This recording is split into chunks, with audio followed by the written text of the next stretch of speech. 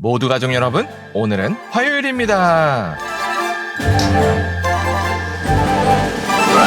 혹시 아침에 일어났는데 감사가 사라지지 않으셨나요? 그리고 화평한 마음은 사라지고 조급함과 짜증으로 하루를 보내고 계시지는 않으신가요? 그렇다면 지금 신앙생활이 무너졌다는 뜻이에요.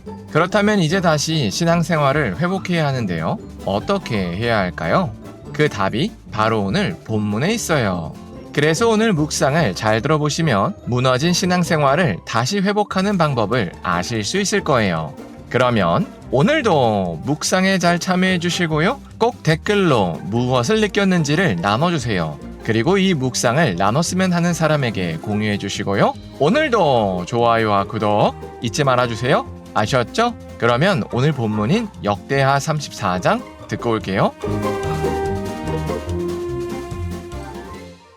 제34장. 요시야가 왕위에 오를 때 나이가 8세라. 예루살렘에서 31년 동안 다스리며 여호와 보시기에 정직하게 행하여 그의 조상 다윗의 길로 걸으며 좌우로 치우치지 아니하고, 아직도 어렸을 때 곧 왕위에 있은 지 8년에 그의 조상 다윗의 하나님을 비로소 찾고 제12년에 유다와 예루살렘을 비로소 정결하게 하여 그 산당들과 아세라 목상들과 아로 새긴 우상들과 부어 만든 우상들을 제거하여 버리매 무리가 왕 앞에서 바알의 제단들을 헐었으며, 왕이 또 그 제단 위에 높이 달린 태양상들을 찍고 또 아세라 목상들과 아로 새긴 우상들과 부어 만든 우상들을 빻아 가루를 만들어 제사하던 자들의 무덤에 뿌리고, 제사장들의 뼈를 제단 위에서 불살라 유다와 예루살렘을 정결하게 하였으며, 또 므낫세와 에브라임과 시므온과 납달리까지 사면 황폐한 성읍들에도 그렇게 행하여 제단들을 허물며 아세라 목상들과 아로 새긴 우상들을 빻아 가루를 만들며 온 이스라엘 땅에 있는 모든 태양상을 찍고 예루살렘으로 돌아왔더라. 요시야가 왕위에 있은 지 18째 해에 그 땅과 성전을 정결하게 하기를 마치고, 그의 하나님 여호와의 전을 수리하려 하여 아살랴의 아들 사반과 시장 마세야와 서기관 요아하스의 아들 요아를 보낸지라. 그들이 대제사장 힐기야에게 나아가 전에 하나님의 전에 헌금한 돈을 그에게 주니, 이 돈은 문을 지키는 레위 사람들이 므낫세와 에브라임과 남아있는 모든 이스라엘 사람과 온 유다와 베냐민과 예루살렘 주민들에게서 거둔 것이라. 그 돈을 여호와의 전 공사를 감독하는 자들의 손에 넘기니 그들이 여호와의 전에 있는 일꾼들에게 주어 그 전을 수리하게 하되, 곧 목수들과 건축하는 자들에게 주어 다듬은 돌과 연접하는 나무를 사며, 유다 왕들이 헐어버린 성전들을 위하여 들보를 만들게 하매 그 사람들이 성실하게 그 일을 하니라.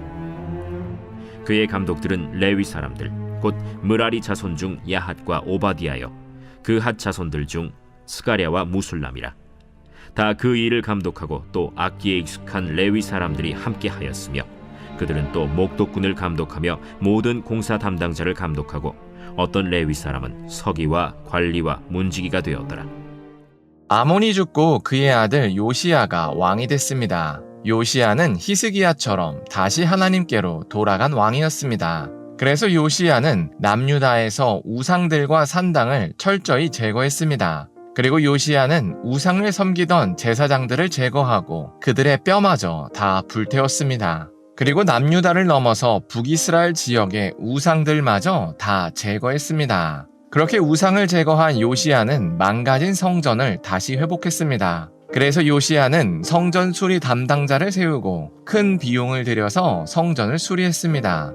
이처럼 한번 무너진 신앙을 회복하는 데에는 큰 수고가 수반됩니다. 그래서 우리도 신앙이 망가지기 전에 잘 유지해야 합니다. 그렇지 않으면 회복하는데 큰 수고가 들어갑니다. 왜냐하면 이스라엘 사람들이 성전을 멀리하면서 자연스럽게 우상을 세웠던 것처럼 우리도 신앙이 무너지는 동안에 재미있는 놀잇감을 많이 확보했기 때문입니다. 그 놀잇감은 TV, OTT 프로그램, 유튜브, 인스타그램, 웹툰, 웹소설 등입니다. 이런 놀잇감은 마치 우상처럼 우리가 하나님께로 나아가는 시간을 다 뺏어갑니다. 그래서 우리가 늘 시간 부족에 빠지게 합니다. 그러다 보면 일하는 시간도 부족하게 됩니다. 그러면 겨우겨우 시간에 쫓겨서 일을 하느라 하나님께 나아가는 건 생각조차 못하게 됩니다. 그래서 요시야가 신앙 회복을 하기 위해서 우상을 철저히 제거한 것처럼 우리도 우리의 시간을 잡아먹는 놀잇감을 없애야 합니다. 특별히 추천드리는 방법은 유튜브나 인스타그램처럼 알고리즘을 이용하는 플랫폼에서는 의도적으로 그동안 즐겨보던 소비형 채널의 구독을 취소하는 걸 추천합니다. 그러면 그 과정에서 내면에 극렬한 반발이 일어납니다.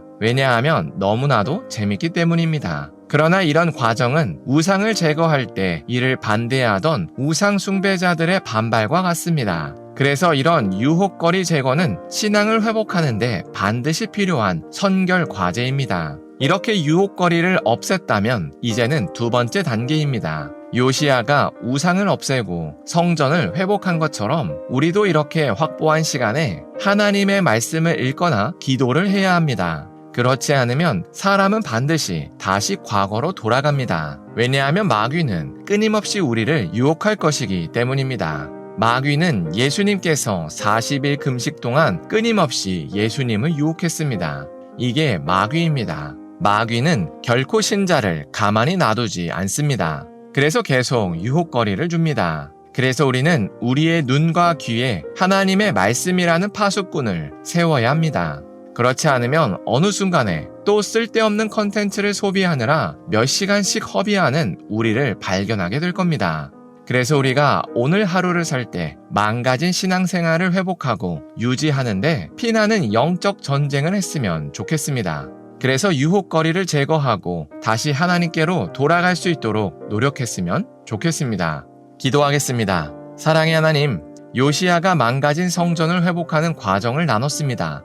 이처럼 우리가 신앙을 회복하기 위해서 큰 수고를 해야 한다는 것을 고백합니다. 그래서 우리가 망가진 신앙생활을 회복하고 유지하는데 피나는 영적 전쟁을 할 수 있게 하여 주시옵소서. 그래서 우상처럼 우리의 눈과 귀를 빼앗는 유혹거리를 제거하게 하시고 다시 하나님께로 돌아갈 수 있게 하여 주시옵소서. 예수님의 이름으로 기도합니다. 아멘.